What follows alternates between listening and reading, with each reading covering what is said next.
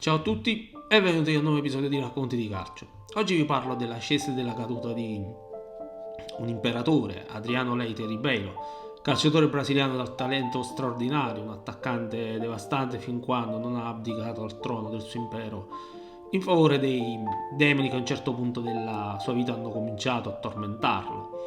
Era da tanto tempo che volevo realizzare un video, un podcast su Adriano, perché da calciatore l'ho apprezzato tantissimo. L'Inter ci aveva visto bene, almeno sulle caratteristiche tecniche di questo ragazzone di Rio de Janeiro.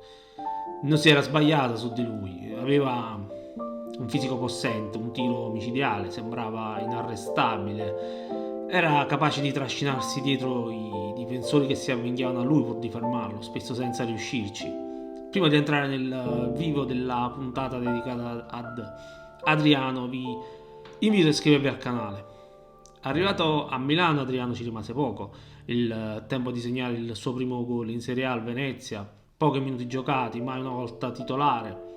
Ricordo che l'allenatore era Hector Cooper. La svolta arrivò con il trasferimento a gennaio alla Fiorentina, segnò 6 gol in una quindicina di partite, il primo all'esordio con la maglia viola al Chievo Verona. Alla fine del campionato 2001 e 2002 tutti gli appassionati di calcio capirono chi era Adriano.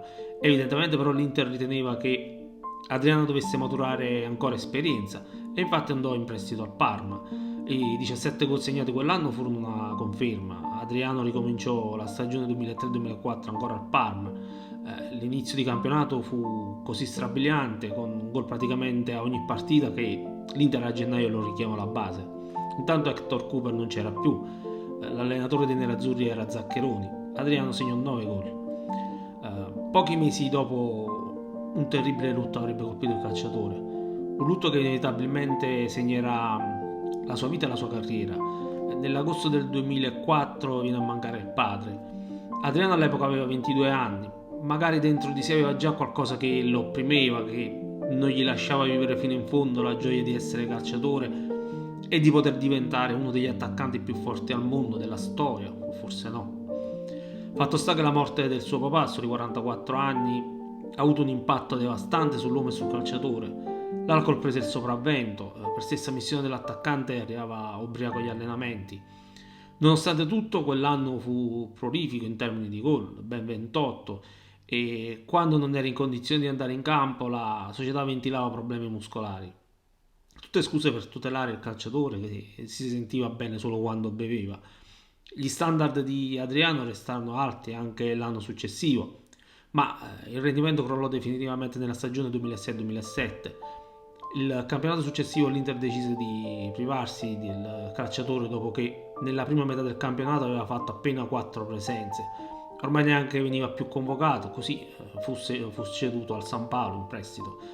La sensazione è che quei mesi in Brasile ebbero un effetto positivo. Il padre Adriano ritrovò la via del gol e tornò in Serie A rigenerato, segnò 26 gol. L'imperatore era tornato, magari lo credeva chi non viveva gomito a gomito con lui.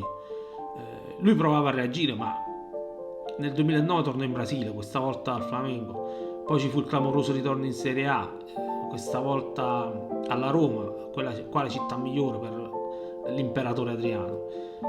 Il brasiliano sbarcò dall'aereo visibilmente fuori forma e infatti in campo si vide una manciata di minuti. Neanche si capisce perché la Roma fece quell'operazione. La carriera di Adriano era praticamente finita, anche se il ritiro ufficiale risale al 2016 dopo la stagione con il Miami United.